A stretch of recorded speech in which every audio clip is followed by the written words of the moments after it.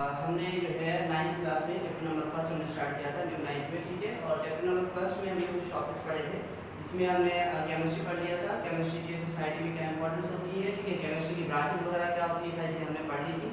अब जो हमारे पास आज का जो लेक्चर है that is scientific approach in chemistry, ठीक है। केमिस्ट्री के अंदर साइंटिफिक अप्रोच क्या होती है, अब वो हम आज जो है वो सीखेंगे, ठीक है। अब साइंटिफिक अप्रोच क्या है, किसी भी चीज़ को जब आप समझना चाहते हैं या किसी चीज़ समझ के फिर एक्सप्लेन करना चाहते हैं, क्योंकि एज अ साइंटिस्ट या एज अ केमिस्ट अगर आप काम कर रहे हैं तो जाहिर सी बात है आपके बहुत सारे प्रॉब्लम्स होते हैं जिनको आपको सॉल्व करना पड़ता है और उनको एक्सप्लेन करना पड़ता है कि वो कैसे हो रहा है, क्यों हो रहा है, उसकी वजह क्या है, ठीक है। अब हमारे पास जब भी आप किसी भी फिनोमेना को, किसी भी प्रोसेस को, किसी भी अमल को समझना होता है तो हमें जाहिर सी बात है कोई ना कोई एक सिस्टमेटिक, एक तरतीबवार, एक स्टेप वाइज जो मेथड अप्लाई करना पड़ता है। उस मेथड के जरिए हम उसको समझते हैं कि वहाँ पे क्या हो रहा है, किस तरीके से हो रहा है, ठीक है। अब वो जो साइंस के केस में या केमिस्ट्री के केस में हमारे पास जो है उस मेथड को कहा जाता है साइंटिफिक मेथड। साइंटिफिक मेथड क्या है, एक ऐसा मेथड है जो हम किसी भी प्रॉब्लम को साइंस के अंदर सॉल्व करने के लिए यूज करते हैं। और वो जो हमारे पास मेथड होता है स्टेप्स में होता है, ठीक है। जाहिर सी बात है वो सिस्टमेटिक का मतलब ये एक सिस्टम से काम करें, एक प्लान के हिसाब से करना है कि पहले हमें क्या करना है, उसके बाद हमें क्या करना है, उसके बाद हमें क्या करना है। इस तरीके से स्टेप्स में जब हम किसी भी चीज को सॉल्व करते हैं, तो हम प्रॉब्लम को सॉल्व करते हैं, तो उस मेथड को क्या कहा जाता है, साइंटिफिक मेथड कहते हैं। साइंटिफिक मेथड क्या है, method to solve any problem in science following certain steps या हैविंग अ सर्टेन स्टेप, कुछ स्टेप्स के साथ जो प्रॉब्लम को सॉल्व किया जाता है उस मेथड को हम क्या कहते हैं, साइंटिफिक मेथड कहते हैं। साइंटिफिक मेथड हमारे पास स्टेप्स डिफरेंट होते हैं, कौन कौन से, observation, hypothesis, experiment, theory and law, ठीक है। अब पहले हम आते हैं ऑब्जर्वेशन क्या होता है। आपने पढ़ा होगा वर्ड ऑब्जर्व। ऑब्जर्व का मतलब होता है किसी भी चीज को गौर और फिक्र करना, उसको देखना, ठीक है। ऑब्जर्व करना है किसी चीज को गौर और फिक्र से देखना। अब गौर और फिक्र देखने का मतलब क्या होता है, जब कोई भी प्रॉब्लम आता है उस प्रॉब्लम को पहले हमें देखना पड़ता है कि उस प्रॉब्लम की वजह से क्या हो रहा है, क्या इफेक्ट आ रहा है, कहाँ पर वो प्रॉब्लम हो रहा है, ठीक है, किन में प्रॉब्लम हो रहा है, किस जगह पर हो रहा है। तो उस चीज की जो आप ऑब्जर्व करते हो, जो आप देख रहे हो, तो दैट इज कॉल्ड ऑब्जर्वेशन। अब क्या है, just to focus and consider certain aspects of any problem. कोई भी मसला है, प्रॉब्लम, उसके कुछ एस्पेक्ट देखने, क्या देखना है, किस कहां से हो रहा है, किस जगह पर हो रहा है, ठीक है, किस चीज को इफेक्ट कर रहा है, उसके असरात क्या हो रहे हैं, तो वो किस में आते हैं, वो आपके ऑब्जर्वेशन में आते हैं। जैसे आजकल एक मसला हमारे पास चल रहा है, बहुत बड़ी मतलब वबा चल रही है, दैट इज कोरोना, ठीक। अब जब वो कोरोना स्टार्ट हुआ था, चाइना से स्टार्ट हुआ, यानी अब वो ऑब्जर्वेशन कहां से, कि स्टार्ट कहां से हुआ, चाइना से।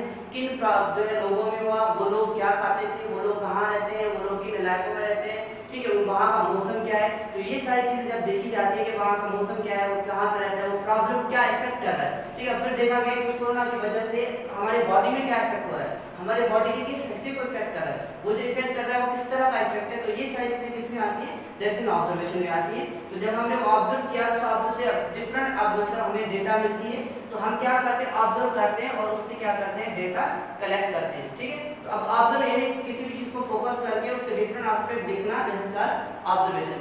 अब जब हमारे पास ऑब्जर्वेशन हो जाती है, उसमें से हमें कुछ ना कुछ जो डेटा मिल जाती है, कुछ ना कुछ इन्फॉर्मेशन मिलती है, और वो जो डेटा आपको मिलती है उस डेटा के बेस पर आप क्या करते हैं, स्टेटमेंट देते हैं, ठीक है। वो जो स्टेटमेंट उस डेटा के बेस पर दी जाती है, वो डिपेंड करती है कि उस साइंटिस्ट पे या उस बंदे पे, जो बंदा उसको ऑब्जर्व कर रहा है। और हर बंदे की ऑब्जर्व करने की जो है अलग मतलब होती है, सोच अलग होती है, तो हर बंदा अपने हिसाब से स्टेटमेंट दे सकता है। तो ये जो हमारे पास स्टेटमेंट होती है, that statement is called hypothesis.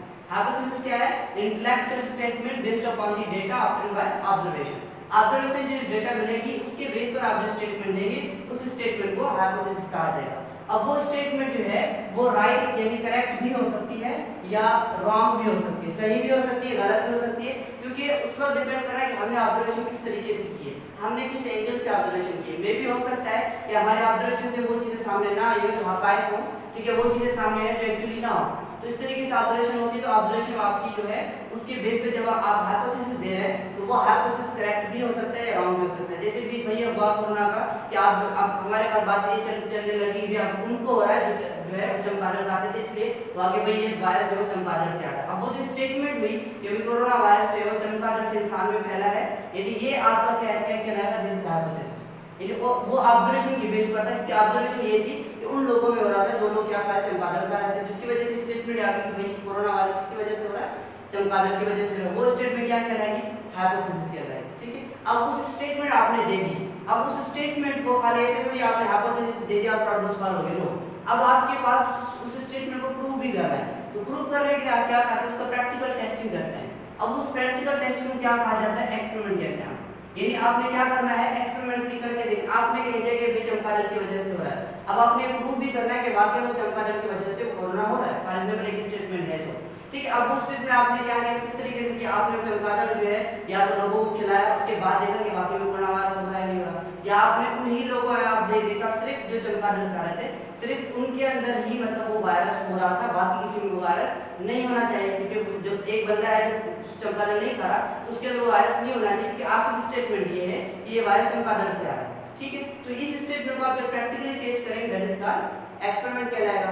सही है, अब उस एक्सपेरिमेंट से आपको जो रिजल्ट्स मिलेंगे, अब वो रिजल्ट आपका जो एक्सपेरिमेंट का रिजल्ट होगा वो रिजल्ट ये कि आपका प्रूफ बताएगा कि आपकी हाइपोथेसिस करेक्ट है या रॉन्ग है, सही है या गलत है। ठीक है, अब अगर वो आपकी हाइपोथेसिस सही होती है, ठीक है, तो आप उस हाइपोथेसिस को थ्योरी में कन्वर्ट करेंगे। ये जो आपका अगर हाइपोथेसिस जो आपने स्टेटमेंट दिया है वो आपका मतलब डिफरेंट आपने एक्सपेरिमेंट की, एक नहीं करना, मुख्तलिफ तरीके से करना, मुख्तलिफ एंगल से एक्सपेरिमेंट करना है, और वो एक्सपेरिमेंट अगर आपके प्रूफ हो जाते हैं और उससे साबित होता है कि भाई आपकी स्टेटमेंट जो आपने दी थी हाइपोथेसिस वो सही था, तो वो अगर सही साबित हो गया तो आपका हाइपोथेसिस हो जाएगा थ्योरी में।